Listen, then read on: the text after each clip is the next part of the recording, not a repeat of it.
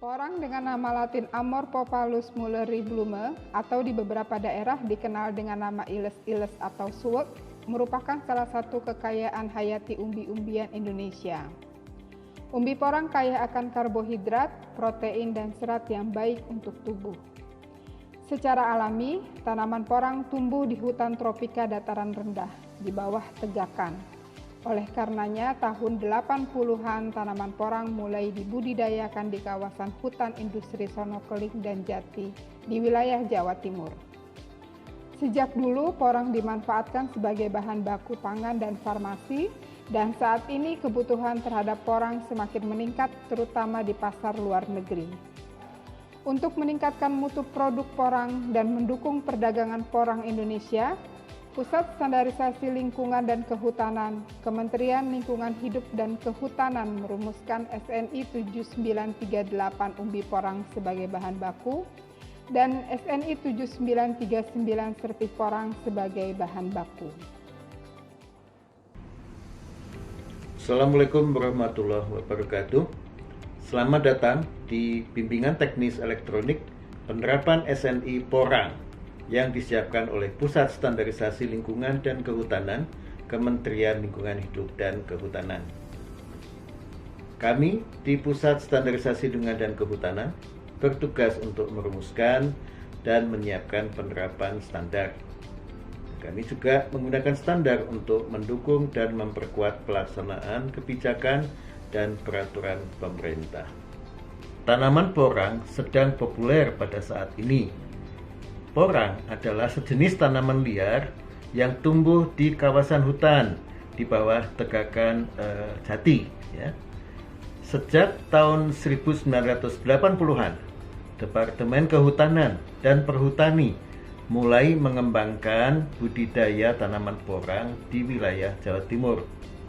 Bimbingan teknis ini menggunakan rujukan SNI 7938 umbi porang dan SNI 7939 serpih porang yang diterbitkan tahun 2020. Standar ini dimaksudkan untuk mendukung peningkatan mutu porang dan agar semua pihak punya acuan dan bahasa yang sama mengenai mutu porang. Kami mengajak para penyuluh, petani, pesanggep, pengepul, pembeli, pelaku industri hilir, dan instansi pembina untuk memanfaatkan standar ini. Kami siap berkolaborasi untuk menerapkan standar secara efektif dan efisien, dan porang menjadi produk unggulan nasional yang meningkatkan kesejahteraan masyarakat dan menjaga kelestarian hutan. Selamat mengikuti bimbingan teknis ini. Salam lestari. Assalamualaikum warahmatullahi wabarakatuh. Materi pertama, SNI 7938 umbi porang sebagai bahan baku oleh Ituan Sugih Wirakarsa. Jadi kita lihat porang ini semakin kesini semakin luar biasa, Pak ya. Jadi kami waktu 2019-18 di lapangan harga 7.000, 8.000 itu sudah baik. Bisa 10.000 itu sudah luar biasa. Sekarang udah 15.000 malah Bapak infonya ada 1 kilo di lapangan. Jadi sudah luar biasa sekali Pak. Apalagi kalau kami dapat info dari Sembalun Pak di Lombok, satu umbi bisa 8 kilo, 7 kilo udah luar biasa Pak. Jadi tinggal diping piro aja Pak ya, kalau kata Bapak-bapak semua tinggal dikali jumlah per hektarnya. Kalau ditanam 1 hektar ada 5.000, kalkulatornya sudah 9 mungkin angkanya Pak ya. Jadi itu pembukaan dari saya. Tentu saya beserta kawan-kawan dalam komite teknis 6502 hasil hutan bukan kayu, Pusat Standarisasi Lingkungan dan Kehutanan, Kementerian Lingkungan Hidup dan Kehutanan, kami dikumpulkan Pak. Kami dikumpulkan sama-sama coba kita buat rumusan. Bagaimana sih suatu rumusan standar nasional Indonesia yang sekiranya bapak-bapak di lapangan itu mudah dalam aplikasinya dan bisa membantu menjaga stabilitas harga. Karena kita takut nanti ketika ini booming ada di pasar supply and demand-nya berjalan lah Pak. Jadi ketika supply itu tinggi, bisa saja demand itu malah berkurang. Ini posisinya mungkin saat ini bisa kita gambarkan di mana kebutuhannya tinggi, supply-nya belum bisa mencukupi kebutuhan di pasaran. Akhirnya apa, di lapangan itu harga ya bagaimana di lapangan begitu. Jadi bisa bermain. Jadi harga bisa tergantung kondisi ya Pak ya. Nah, makanya itu mungkin kami ini sama-sama kemarin merumuskan duduk bersama bagaimana sih mutunya. Nah, oleh sebab itu kemarin 2020 sudah keluar Standar Nasional Indonesia SNI 7938 untuk umbi porang. Nah, di sini Bapak-bapak bisa lihat Pak, dalam penamaan ilmiah ada spesiesnya sudah lebih jelas. Tadi ada variabilis, ini ada muelleri Pak. Kita setelah diuji adalah porang itu, genusnya itu Amorphophallus, spesiesnya muelleri. Nah, itu yang kemarin kita sepakati bersama dan hasil uji lab. Dan ini sebagai bahan baku. Monggo slide kedua. Nah, perlu kita ketahui bersama Pak, untuk suatu standar otomatis akan, oh ya, nggak apa-apa gini aja. Otomatis bersama ada persyaratan mutu Pak. Otomatis ketika ada standar pasti ada syaratnya, mungkin Bapak Ibu semua. Syaratnya apa Pak? Nah, pasti teman-teman dulu pengen tahu, pengen memenuhi syarat apabila harganya cocok. Kan gitu Pak. Kita pasti ngejar namanya mutu satu ya, di mana-mana piye caranya iso mutu satu ya. Jadi kalau kami di perhutani kayu ada mutu satu P pertama itu, kemudian getah, kemudian ini porang, pasti teman-teman pengen mutu satu. Karena apa? Otomatis ketika itu mutu satu, harganya ya harga nomor satunya. Nah, itu yang apa? Mungkin analogi yang kita ambil bersama sehingga ada acuan Pak kita di lapangan ini. Jadi kita semua Bapak-bapak nanti penyuluh di lapangan sebagai garda terdepan ya. Pikir saya teman-teman di lapangan pasti adalah orang pertama yang akan ditanya oleh petani di lapangan. SNI-nya ada Pak. Piye cara penerapannya di lapangan? Teman-teman petani pasti tanya, Pak bantu dong Pak, ini kita ini masuk mutu 1, 2 atau 3 Pak. Nah otomatis teman-teman sebagai garda di depan, penyuluh di lapangan harus bisa menjawab ya Bapak ya. Jadi harus bisa menjawab dan tentu saja kemarin kami juga sudah di lapangan untuk mengecek apakah ini standar ini bagus, apakah standar ini bisa diterapkan karena memang ini standar revisi Pak dari 2013, tadi sudah disampaikan sama Ibu Susi, sekarang kita perbaiki lagi di 2020. Slide berikutnya. Nah, di slide berikutnya ini, sebelum kita ngomongin mutu, sebelum kita ngomongin yang macam-macam, pasti yang kita akan obrolkan bersama, yang porang itu yang mana sih gitu ya. Mungkin tepatnya gitu karena banyak orang di luar kalau Bapak-bapak tahu pengen nanam porang beli bibit sudah ada di marketplace. Bapak bisa lihat beli bibit porang kata itu sudah ada di Shopee, Tokopedia, sudah ada di JDID, Bukalapak itu sudah ada. Hanya saja bagaimana nih kita melindungi konsumen yang lagi datang hegemoni, saya pengen nanam nih gitu. Ada yang bilang kata super ya Pak ya. Kalau kemarin di lapangan ternyata sudah ada Madiun 1 ya kemarin kita ke lapangan. Jadi bagaimana sih kalau kami kemarin di lapangan beserta tim kita dengan tim Bustanling, kemudian CDK Jawa Timur kemarin Jawa Timur dengan teman-teman penyuluh kita memang Pak jadi sampai sekarang tetap adalah indikator adanya kata itu sebenarnya yang paling terlihat ya secara fisiologi di lapangan. Kemudian daunnya pun daun majemuknya sudah sangat berbeda. Kemudian kalau misalnya teman-teman lihat ya pasti batangnya itu lebih halus Pak.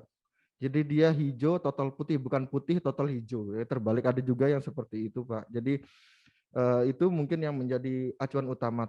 Kalaupun misalnya nanti teman-teman di lapangan keterima melihatnya setelah dalam bentuk umbi, otomatis umbinya akan berbeda secara warna, Pak. Secara warna dia kekuningan, kemudian banyak bekas-bekas akar.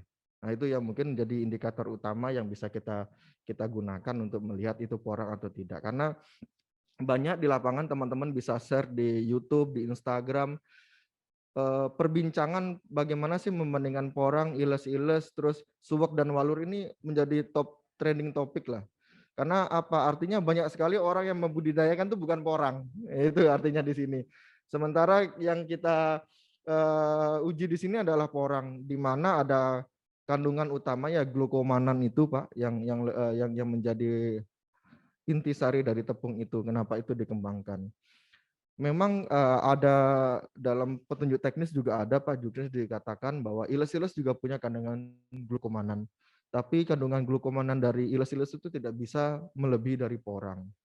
Yang punya kandungan glukomanan tertinggi adalah porang. Nah, oleh sebab itu kita bisa fokuskan, Pak, teman-teman itu ya udah kita budidaya porang. Teman-teman tadi mungkin dengar berita info ada porang yang ditolak ekspor. Kalau kami pasti di lapangan pasti mikir, wah berarti mungkin dicampur ya. Nah, itu yang campur porangnya dicampur iles-iles, suwak atau walur, jadi digerondong. Nah, itu yang mungkin perlu kita kita bantu pembinaan, Pak. Jadi kadang-kadang ketika pemenuhan tinggi, sing penting tonasenya masuk, teman-teman di lapangan ya, dicampur-campur gitu. Jadi kami harap dengan ini kita bisa secara kemasan kita bisa bedakan ini kemasan mutu 1 sudah dikemaskan masing-masing, mutu 2, mutu 3, sehingga ketika kita bernegosiasi harga, kualitas itu bisa bersaing, Pak. Monggo berikutnya. Ini. Nah, ini teman-teman bisa lihat porang sebenarnya dari luar saja sudah kelihatan agak oranye ya, putih kekuningan itu untuk umbinya. Itu yang kita bisa jadi acuan. Kadang-kadang memang ada yang sangat menghitam ya, sudah sangat hitam. Di sini memang kita mensyaratkan ruang lingkup SN ini adalah syarat dan pengujian umbi porang. Kemudian cara mengambil padatannya sudah ada SNI 190428. Kemudian ada beberapa definisi Bapak-bapak semua. Di sini ada definisi umbi. Umbi tanaman porang, Amorphophallus muelleri Bloom, yang sudah matang secara fisiologis, berbentuk utuh dan tidak keriput. Kemarin waktu kami di lapangan, diskusi dengan Pak Purnomo dan rekan-rekan di Saradan, katak kecil tidak bisa menghasilkan katak yang bisa dijual. Karena memang secara kematangan artinya butuh yang sudah dewasa atau matang secara umbi sehingga kataknya itu memang bisa untuk dijadikan bibit.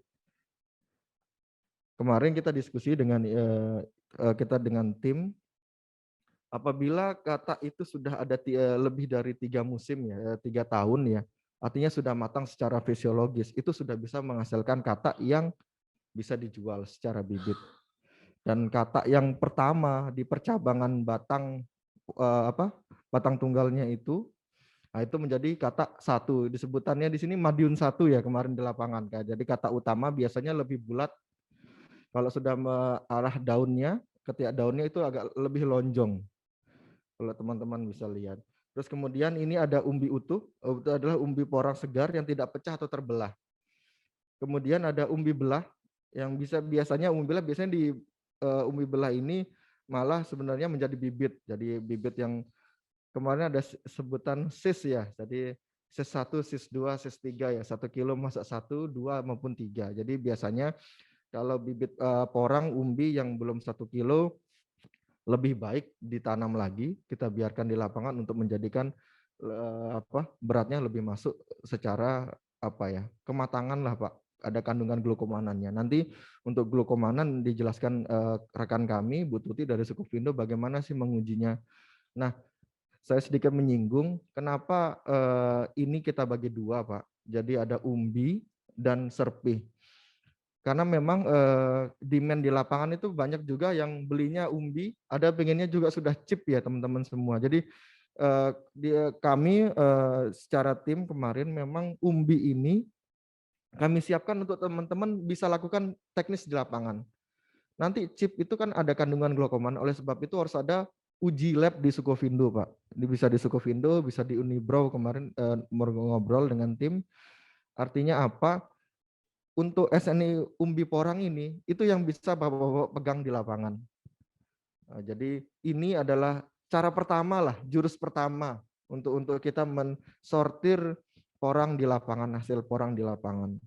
Nanti kalau misalnya Bapak memang sudah pengumpul besar untuk jualnya tontonan, ya berarti kita pengen harga lebih baik lagi ya, bisa dengan chips, kemudian chipsnya itu diuji di Sukovindo, nanti akan ada kadar glukomanan, nanti itu berdasarkan SNI serpih porangnya. Kemudian di sini juga ada kerusakan, biasa dari faktor biologis, ada fisiologis, mekanis. Kemudian ada menghitam, biasanya boleng, kemudian ada keriput juga untuk apa? Umbi. Nah, di sini ada keriput, boleng dan keropos, itu samalah dengan bapak-bapak tahu di lapangan. Ini next, Mas. Nah, next. Nah, ini contoh yang hasil di Sembalun. Ini foto saya terima dari rekan saya di Sembalun, Lombok Utara. Nah, ini satu umbi bisa di atas 8 kilo, Bapak. Kalau harganya 15.000, 8 kali 15.000 kan satu itu udah selembar uang merah lebih sedikit ya, Bapak ya. Nah, jadi otomatis teman-teman di lapangan pasti makin seger lah. Jadi nanti bapak-bapak penyuluh bisa membandingkan, Pak. Jadi kemarin mungkin di Saradan kita lihat di ukuran 4 bisa sampai 5 ya kemarin dibuka. Kalau ini di 8, Pak. Nanti makanya tadi kemarin ketika kami merumuskan mutu 1, 2 dan 3, kita start di 3 kilo, Pak. Di mana 3 kilo itu artinya sudah minimal kurang lebih 3 tahun budidaya di lapangan. Kandungan glukomannya sudah ada di umbinya. Monggo, Mas. Next. Nah, ini ada persyaratan umum Bapak-Bapak semua. Jadi ini foto di Durenan kemarin, Pak Sarwono beserta binaannya. Nah, syarat umum mutu umbi porang adalah umbi utuh tidak keriput, bersih bebas kotoran, bebas dari hama dan penyakit, tidak ada umbi yang busuk, bebas dari tumbuhnya tunas, bekas batang yang telah lepas secara alami. Jadi tidak dipaksakan. Kalau Bapak semua kalau sudah matang kan putus sendiri ya dengan batang majemuknya. Terus kemudian warna umbi putih kekuningan. Memang agak oranye kan sebenarnya kalau kita belah porang itu. Seperti itu Pak untuk kita mulainya. Kemudian di sini kita bagi menjadi 3 Pak. Jadi kelas mutu 1, 2 dan 3. Di mana kalau teman-teman kita hanya menyajikan variabel adalah berat yaitu kilogram, itu di 3 kilo itu sudah masuk kualitas 1 Bapak Ibu semua. Artinya kemarin yang umbi kita lihat di Saradan yang kita buka itu udah mutu 1. Kenapa harus kita bagi 1, 2 dan 3? Saya yakin Pak, kandungannya pasti lebih banyak glukomanannya yang di 3 kilo. Karena secara fisiologis dia sudah lebih matang, penyerapannya sudah lebih baik. Nah, nanti teman-teman kemudian tinggal dibagi Pak di lapangan berdasarkan berat. Jadi 3 kilo ke atas itu mutu 1, 2 kilo sampai 3 kilo itu mutu 2, 2 kilo ke bawah itu mutu 3. Kalau kita sesuaikan dengan kemarin diskusi di lapangan, artinya mutu 3 ini sakjane masih jadi bibit ya Pak ya. Nah, ini masuk sis 5 ya Pak, jadi 1 kilo masuk 5. Nah, jadi itu bisa menjadi artinya secara mutu kita sudah mengklasifikasi mana sih sakjane yang paling bagus untuk dijual Bapak. Terus kemudian kerusakan fisiologis ini 3% Pak, 3-5%, 5-7%. Nah, persentase ini nanti dalam next Mas. Nah, persentase ini dalam pengambilan contoh umbi porang. Jadi nanti jumlah karungnya itu di akar ditambah 1. Misal contoh karungnya kalau menurut SNI ini itu jumlah karung di atas 10 Bapak. Kalau sudah di atas 10 itu pakai ini akar N plus 1 misalnya 9. Berarti kan misalnya pakai akar 16 bisa 4 tambah 1 berarti ada 5 Pak. Ada 5 karung yang diambil sebagai sampel. Begitu. Nah, di sini contoh ini biasanya di lapangan gini kan, di karung plastik, ditimbang, wis masuk truk gitu ya Bapak semua biasanya seperti itu. Jadi bisa dilihat saja Pak, dari karung sini aja kita bisa lihat secara visual tidak ada pembagian mutu berdasarkan berat per umbi. Jadi pokoknya dimasukkan per karung piro gitu. Jadi seperti itu yang masih banyak di lapangan. Nah, kemudian dengan adanya mutu harapannya nanti per karung bisa per karung mutu 1, mutu 2 dan mutu 3. Nah, di situ teman-teman bisa lebih baik lah kita menata tata usaha porang ini pikir kami. Kemudian nanti Bapak Ibu semua ada cara uji yang kita bilang tadi, yaitu secara visual. Prinsipnya secara visual untuk umbi. Pokoknya yang dilihat sama kita. Pokoknya dilihatnya bagus, nggak ada boleng, nggak ada kropos, nggak ada benyeknya, itu sudah bagus umbinya. Bagusnya lagi ditimbang lagi. Nah, ditimbang sesuai beratnya seperti itu, Pak. Nah, jadi fisiologis ini contoh ada lunaknya, terus ada tunasnya, ada keriputnya gitu, Pak. Kemudian kalau biologis ada hama penyakit. Biasanya ada cacing ya, cacing akhirnya dia kempes, kemudian mekanis itu bisanya dia pecah, keriris atau pokoknya intinya buah itu sudah tidak mulus lagi lah, Pak. Bahasa sederhananya seperti itu. Next, Mas. Nah, di sini Pak, kemarin kita diskusikan karena kita tadi mutu satu itu 3 kiloan, artinya satu karung itu kita pakai minimal yang ukuran 50 kilo Bapak Ibu semua. Artinya kan sekitar 15 sampai 20 umbi dalam satu karung untuk mutu satu. Dan kemudian kenapa karungnya kita harapkan ada berpori, karena sebagaimana kita tahu porang itu kan kadar airnya tinggi ya Bapak Ibu semua. Jadi kita menjaga aerasinya Pak. Kalau terlalu ditutup bisa busuk nanti Pak, seperti itu. Terus kemudian, nah ini pentingnya Pak, adanya penandaan kemasan. Kita sering lupa untuk menarik tanda, oh dari mana?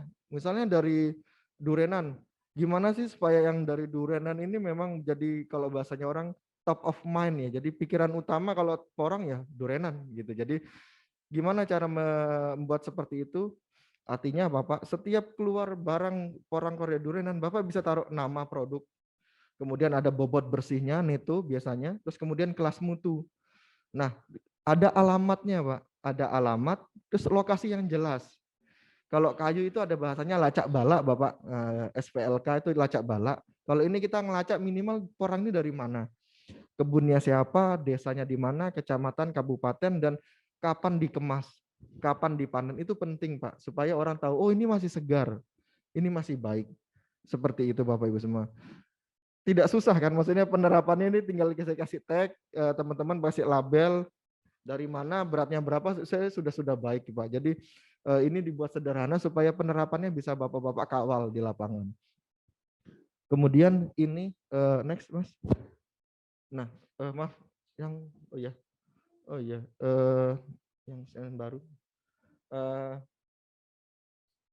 Yang file tadi, sorry.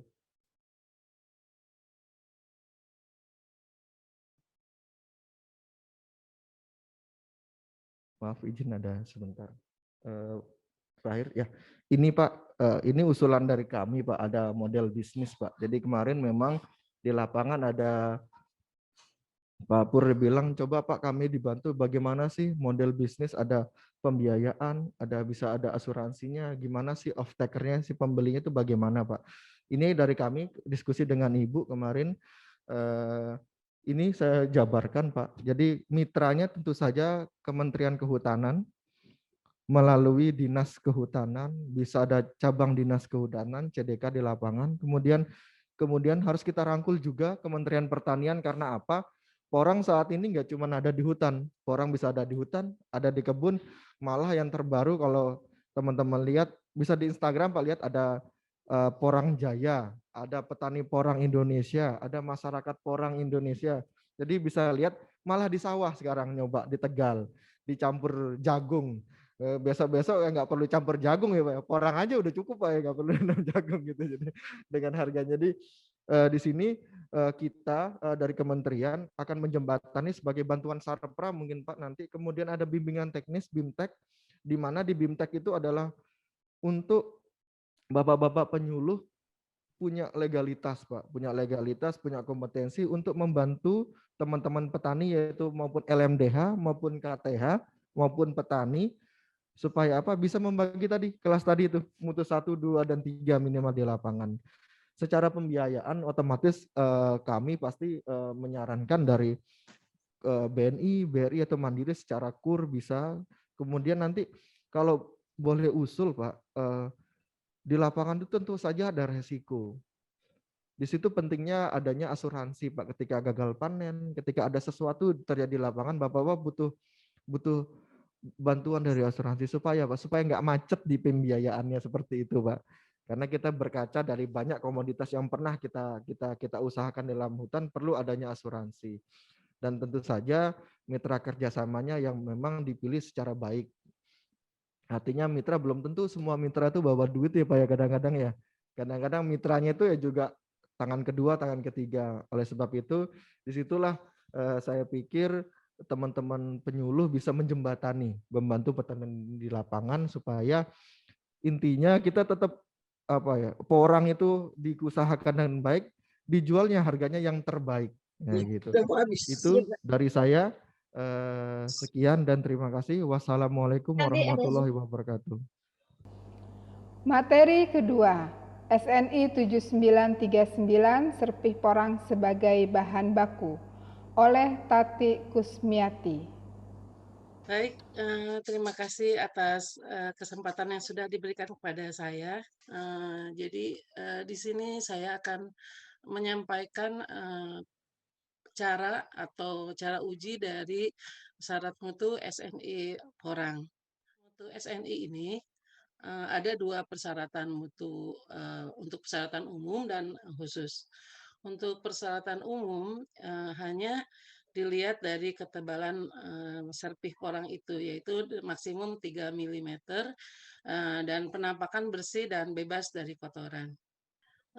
Untuk pengukuran ketebalan itu kita menggunakan jangka sorong yang Bapak Ibu bisa lihat di sini.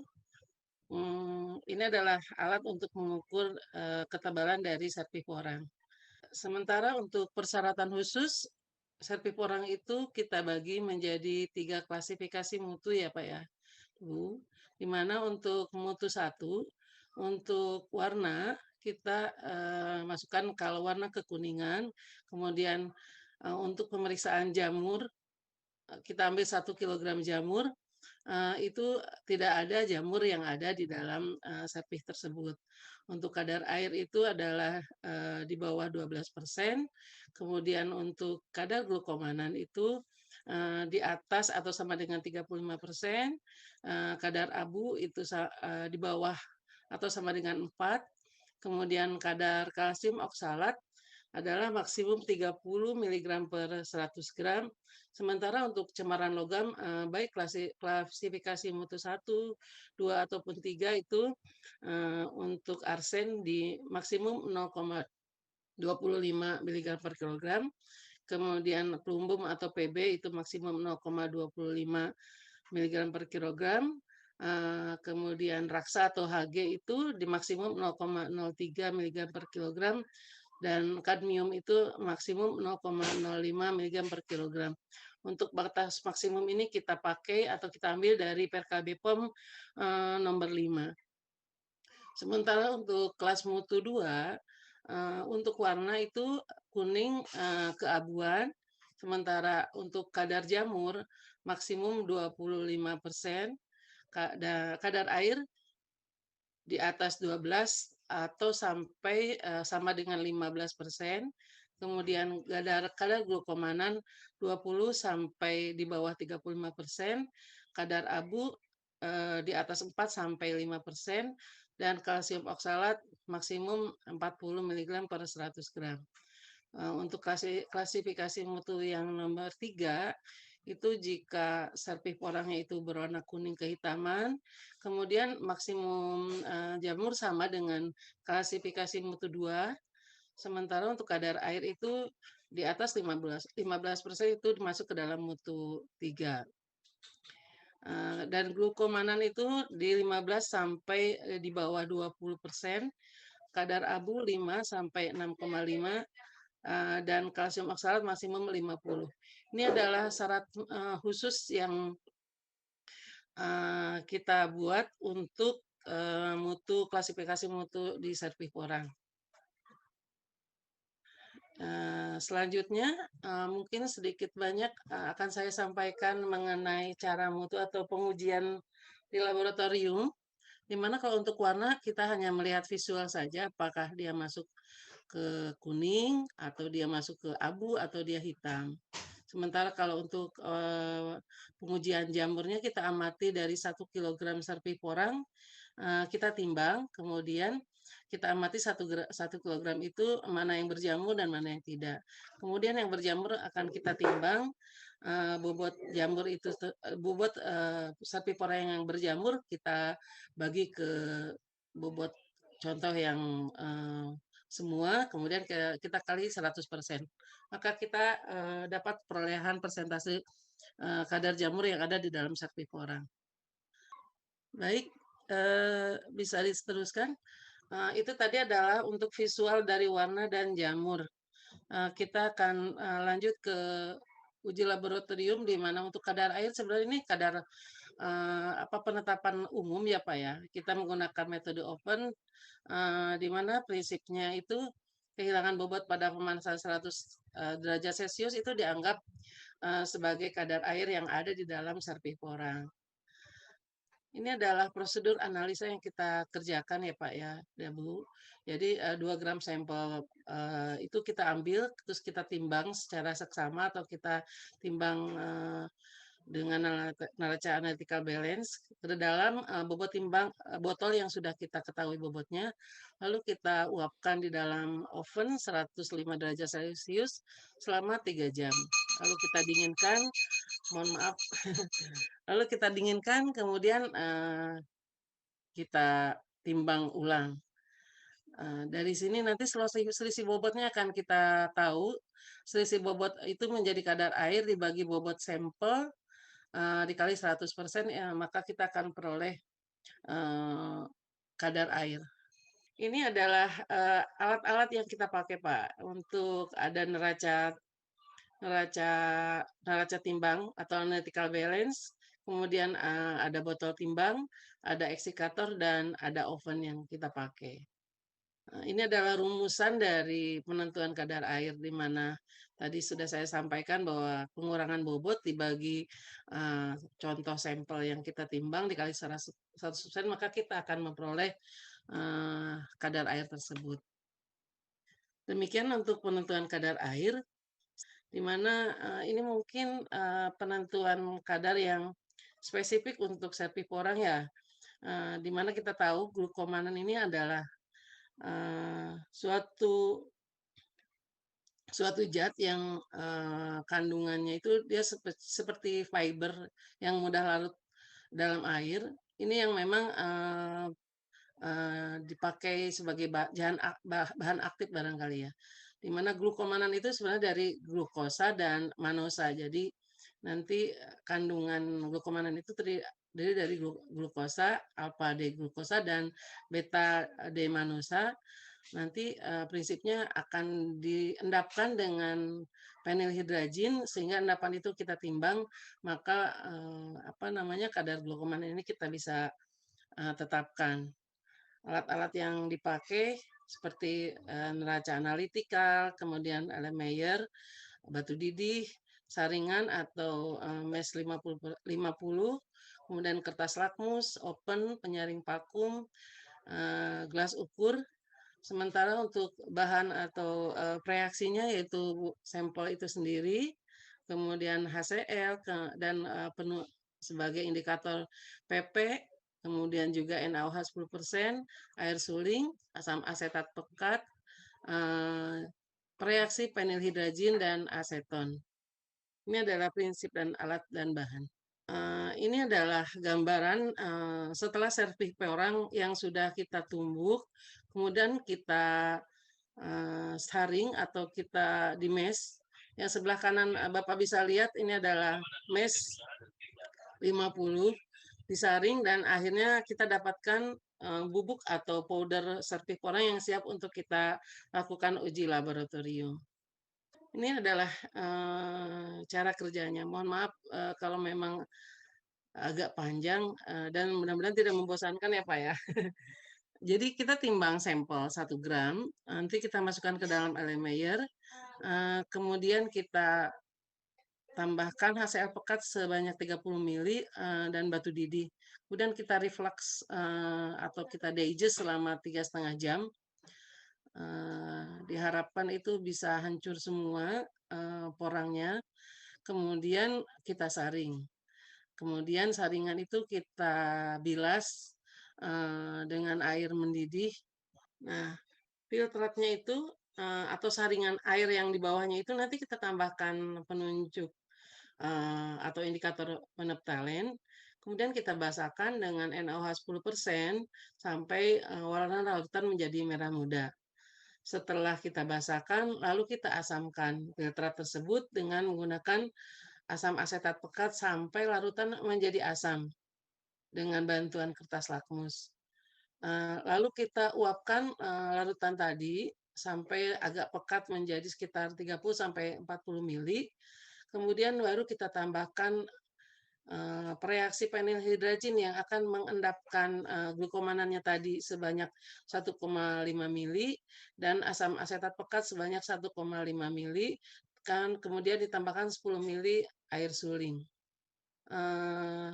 Cairan akan kita simpan di suhu kamar karena tadi agak panas. Kemudian, iya, ini masih di dalam prosedur kadar glukomanan, Pak, Bu. Jadi nanti kita diamkan sampai dingin, baru kita simpan di dalam lemari es selama 1 malam. Diharapkan terjadi pengendapan dengan adanya penilhidrazin tadi akan mengendapkan glukomanan tersebut. Kemudian setelah besoknya kita saring endapan, kemudian dengan penyaring vakum dan kertas saring yang sudah kita tahu bobotnya, lalu kita bilas dengan air suling. Setelah bersih, kita tambahkan aseton untuk mempercepat pengeringan, lalu kita panaskan di oven dan kita timbang sampai bobot tetap. Baru kadar glukomanannya bisa kita hitung. Ya, ini adalah rumus penentuan kadar glukomanan di mana kadar glukomanan diperoleh dari 2/3 W1 per W0 dikali 100%. 2/3 itu adalah faktor konversi manosa penilhidrazin ke manosa total. Sementara W1 adalah bobot uji yang dinyatakan dalam gram, sementara W0 adalah bobot uji yang dinyatakan dalam gram, sementara W1 adalah bobot pengendapan yang tadi sudah yang terakhir kita timbang. Maka kita akan peroleh kadar glukomanannya. Ini adalah penetapan glukomanan. Selanjutnya mungkin nanti barangkali ada juga cara yang lebih praktis dan mungkin lebih modern. Saya udah beberapa baca juga dengan menggunakan enzimatik, proses enzimatik, lalu selanjutnya dengan pakai HPLC. Mungkin nanti ke depan bisa kita kembangkan ke arah sana, Pak. Baik, selanjutnya adalah untuk kadar abu ya. Ini kadar abu kita menggunakan semacam tanur diabukan gitu, Pak. Prinsip alatnya, analisanya adalah semua serpik orang itu kita panaskan, kita abukan sehingga zat-zat yang organik itu akan menguap atau hilang, sementara sisanya adalah anorganik atau abu itu sendiri. Ini adalah contoh atau cawan porselin yang dipakai untuk penetapan kadar abu, dan ini adalah maple furnace untuk menetapkan atau memijarkan serpik porang pada suhu 500 derajat. Baik, ini adalah urutan dari pengerjaan kadar abu. Sebenarnya cukup simpel, hanya memang agak lama karena kita diamkan hampir sekitar 3 jam. Jadi kita timbang 2-3 gram sampel, lalu kita masukkan ke dalam cawan porselin yang sudah ketahui bobotnya, kemudian diarangkan. Setelah itu diabukan di maple furnace tadi yang gambarnya ada selama sekitar 3 jam, lalu kita diamkan atau dinginkan di eksikator, kita timbang ulang dengan analytical balance sampai dapat bobot abu yang tetap. Maka kadar abu bisa kita peroleh dengan rumus. Selanjutnya, ini adalah penentuan kadar abu, rumusnya ya. Jadi W1 dikurangi W2 atau bobot sampel plus cawan setelah diabukan dikurangin bobot cawan kosong dibagi bobot sampel yang kita timbang awal, kemudian dikali 100%. Ini adalah penetapan kadar abu, Pak, Bu. Untuk selanjutnya adalah penetapan kadar asam oksalat barangkali ya. Iya, ini adalah kalsium oksalat di dalam serpik porang itu mungkin cukup memang harus banyak dihilangkan untuk proses ininya, karena memang ini salah satu yang membuat rasanya itu seperti agak pahit gitu Bu, Pak. Prinsipnya adalah suspensi larutan porang akan bereaksi dengan kalium permanganat membentuk warna merah muda. Alat-alatnya bisa kita lihat di sini, ada timbangan, kemudian Erlenmeyer, gelas ukur, pemanas, luret, statif, waterbath, termometer pengaduk, dan sentrifuge. Sementara untuk bahan atau reaksinya ada sampelnya itu sendiri, air suling, kemudian HCl6M, kemudian larutan KMNO4 0,05, kertas saring, kemudian amonia pekat, kalsium klorida 5%, dan asam sulfat 20%. Ini adalah alat dan bahan yang dipakai pada penentuan kalsium oksalat. Adalah pengerjaan atau cara ujinya. Ini ada 3 proses sebenarnya di dalam kalsium oksalat ini. Ada proses digestik, kemudian ada proses pengendapan, kemudian ada proses penitaran. Di dalam proses digestif ini adalah 2 gram tepung porang itu nanti kita timbang, masukkan ke dalam embal 500 ml, kemudian ditambahkan air suling 190, nanti kita suspensikan dan kita asamkan dengan HCl6M sebanyak 10 ml. Lalu kita panaskan pada suhu 100 derajat selama 1 jam. Kemudian didinginkan, lalu kita tambahkan air menjadi 250, nanti kita saring. Saringannya akan kita bagi menjadi 2 bagian, jadi masing-masing 125. Selanjutnya saringan cairan yang tadi kita pisahkan itu kita tambahkan indikator merah metil sebanyak 4 tetes. Kemudian kita tambahkan amonia pekat sampai warna larutan itu dari merah muda menjadi kuning. Baru itu dinyatakan bahwa amonianya cukup. Lalu kita panaskan lagi pada suhu 90 derajat. Mohon maaf ini waktunya kita tidak sebutkan, sebenarnya ini 1 jam.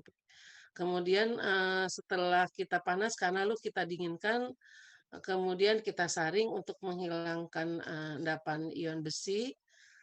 Kemudian saringannya kita panaskan lagi pada suhu 90 derajat dan ditambahkan 10 ml larutan CaCl2 5% sambil terus diaduk. Ini adalah prosedur pengendapan oksalat ya, yang tadi dengan yang sekarang Bapak Ibu. Kemudian kita dinginkan filtratnya. Kemudian tetap kita diamkan semalam pada suhu 5 derajat Celcius sehingga terjadi endapan. Endapannya itu nanti kita sentrifuge pada kecepatan 2.500 rep per menit selama 5 menit. Nanti cairan dan endapan itu akan terpisah. Nanti cairannya nanti kita buang. Kemudian endapannya kita dekantasi. Dekantasi itu nantinya kita larutkan endapan tersebut dengan 10 ml asam sulfat 20%. Filtrat yang sudah kita larutkan dengan asam sulfat tadi kita satukan. Kemudian kita tambahkan air sampai 300 ml. Kita kocok, lalu kita ambil 125 ml filtratnya lalu dididihkan. Setelah mendidih, kita siap-siap untuk melakukan titrasi dengan kalium permanganat 0,05 M sampai timbul warna merah muda pucat stabil selama 30 menit. Merah mudanya itu menjadi tetap gitu, tidak hilang karena KMNO4 itu kan warnanya sekitar merah sekali sehingga ketika kita titrasi penyitar atau cairan di bawahnya itu menjadi merah muda. Demikian nanti kita dapatkan volume penitaran KMNO4, maka kita akan bisa menghitung kadar dari kalsium oksalat. Iya, ini adalah rumus perhitungan dari perhitungan kalsium oksalat, di mana volume kalium permanganat dikalikan 0,00225 dikali 2,4 per bobot sampel dikali 5 dikali 10 pangkat 5. Karena ini satuannya miligram per 100 gram Bapak Ibu. 0,00225 itu adalah bobot setara ya, 1 mili KM4 itu ekuivalen atau sebanding dengan 0,00225 dari asam oksalat anhidrat. Seperti itu. Kemudian 2,4 adalah faktor pengencer, dari 300 diambil 125, 5 adalah reaksi redoks KMNO4. Ini adalah rumus perhitungan dari penentuan kalsium oksalat. Ini adalah penentuan pengujian dari cemaran logam, di mana arsen, Pb, Hg, dan Cd ini adalah cemaran logam yang kita khawatirkan ada di dalam serpih porang, dan ini harus diawasi. Di mana prinsipnya adalah memang akan didestruk ya Pak. Kemudian didestruk ada dengan asam, ada juga dengan pengabuan, ini berbagai macam. Karena arsen, Pb, Hg, dan Cd ini spesifik, jadi masing-masing arsen akan kita uji satu, Hg juga diuji juga, kemudian Pb dan Cd bisa berbarengan, karena perbedaan dari sifat arsen, logam-logam yang arsen dan Hg ini yang sangat spesifik. Selanjutnya Pak, Bu. Ini adalah bisa Ibu baca barangkali ya. Sebenarnya ini adalah cara pembuatan standar logam arsen, Hg, Sn, Pb, dan Cd.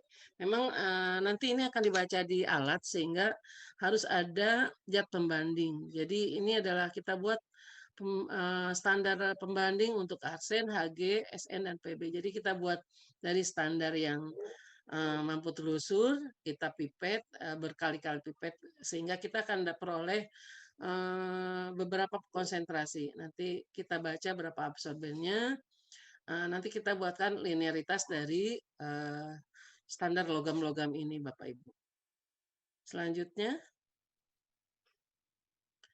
ini adalah proses atau prosedur pengerjaan logam arsen, di mana memang arsen dan Hg ini tidak boleh panas karena dia mudah terbang kalau kita bilang. Ini bisa kita baca ya, ini bisa, banyak sekali jadi 5 gram, nanti kita panaskan, tambahkan peroxide 30%.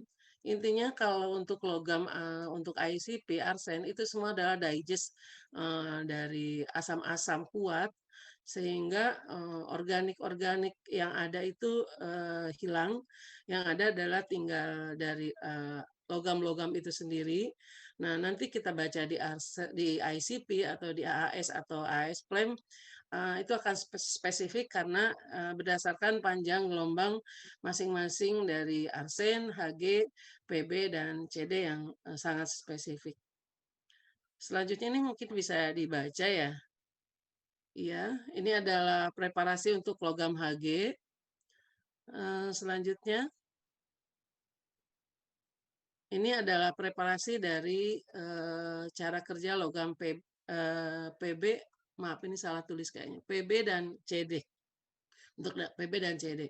Nah, untuk Pb dan Cd ini bisa juga pakai AS Flame, juga bisa dengan AS, atau bisa juga kita baca dengan ICP. Sementara untuk arsen dan Hg itu kita pakai dengan menggunakan alat AAS. Selanjutnya, ini adalah perhitungannya Bapak Ibu. Jadi karena kita tadi sudah membuatkan linearitas dari standar-standar logam-logam tersebut, ketika sampel kita baca, kita bisa masukkan ke dalam perhitungan ini, ke dalam linearitas standar Pak. Dan demikian barangkali ini adalah slide terakhir dari presentasi saya. Terima kasih atas perhatian Bapak Ibu semuanya.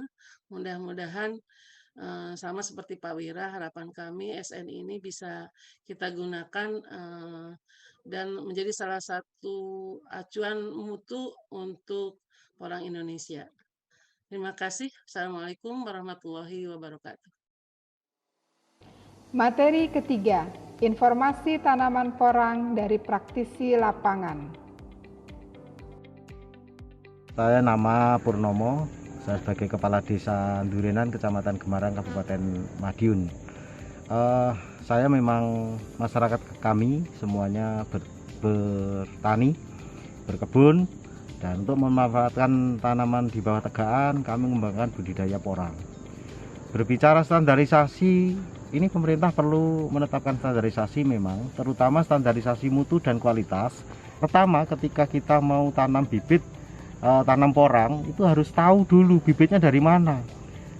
Standar bibitnya itu yang baik seperti apa. Ini petani harus tahu. Dan ini harus dijamin oleh pemerintah. Karena apa? Keberhasilan satu tanaman, budidaya tanaman itu kuncinya di bibit. Kalau bibitnya sudah didapat dari jenis tanaman yang bagus, jenis kualitasnya bagus, saya yakin itu bisa dijamin nanti keberhasilan petani porang ini, saya yakin masa depannya cukup bagus. Kan tetapi ketika itu tidak kita pikirkan, tidak kita perhitungkan, kemudian asal dapat bibit saja, nah ini resiko, ini tantangan, karena budidaya porang itu modal awalnya itu besar. Akan tetapi saya percaya dengan kita kerja bareng, kerja sama, saling mengingatkan, saling mengawasi, insya Allah nanti petani porang itu masa depannya akan lebih baik, khususnya di Indonesia ini. Kebetulan kami Desa Durenan ini merupakan desa yang berdampingan dengan hutan. Pemerintah mengeluarkan program perhutanan sosial, memberikan izin kepada masyarakat untuk mengelola hutan dengan program perhutanan sosial. Porang modalnya cukup sekali, makanya kami sangat menyambut baik. Mudah-mudahan kami diberi kail berupa bibit permodalan atau bibit porang ini yang nantinya akan bisa kami kembangkan di kawasan perhutanan sosial. Saya optimis sekali dengan porangisasi di bawah tegaan, itu hutan akan lestari dan masyarakat tepian hutan akan sejahtera. Yang perlu diketahui bersama oleh semua calon petani porang, pertama tentang kualitas benihnya. Jadi benar-benar benih itu harus disortir betul. Nah, cara melihatnya nanti ketika ini campur, tentunya petani, Bapak Ibu sekalian yang bertani porang kan tidak bisa membedakan, oh ini mana kata super, mana kata yang tidak super, kan seperti itu. Nanti kita melihatnya dari fisik. Dari fisik, yang fisiknya seperti ini otomatis dia super, masuknya super. Kemudian selain secara fisik, nanti kita pegang kata yang diambil sebelum masa panen atau belum waktunya, dia akan mengalami seperti gembuk-gembuk, seperti lembek, sedikit lembek. Karena apa? Dia belum waktunya, dia perlu dormen, dia belum dormen, dia ibaratnya cara makan itu belum kenyang sudah keburu diambil. Nah, itu perbedaannya. Yang seperti itu apakah dia tidak tumbuh? Mungkin bisa tumbuh, tapi prosentasenya tetap beda dengan yang benar-benar super, benar-benar sempurna, benar-benar yang sudah diambil pada waktunya. Nah, itu kalau tenaga kerja kami sudah bisa melihat, oh ini yang super Pak, ini yang tidak Pak. Meskipun yang seperti ini, meskipun yang itu super, tapi kalau cara pengambilannya salah, keliru, atau diambil belum waktunya, ini pun tetap akan berdampak pada dia tidak keras, dia akan sedikit lembek. Kenapa? Karena ibaratnya mereka makan belum kenyang. Jadi ini biar ripah dulu, pohonnya biar mati dulu. Ini akan lepas dengan sendirinya. Terus dia biar dormen berhenti di situ dulu. Itu selama 1 bulan, baru setelah itu kita ambil. Itu akan lebih bagus dibanding dengan yang langsung diambil.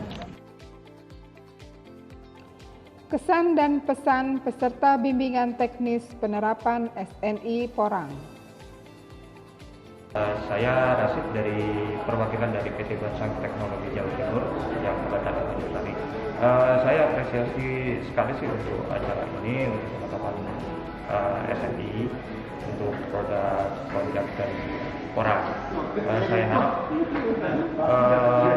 pihak pemerintah Indonesia lebih serius lagi untuk mengakomodir kebutuhan kita sebagai petir, dari petani untuk bisa mengembangkan komoditas ini ke dunia internasional.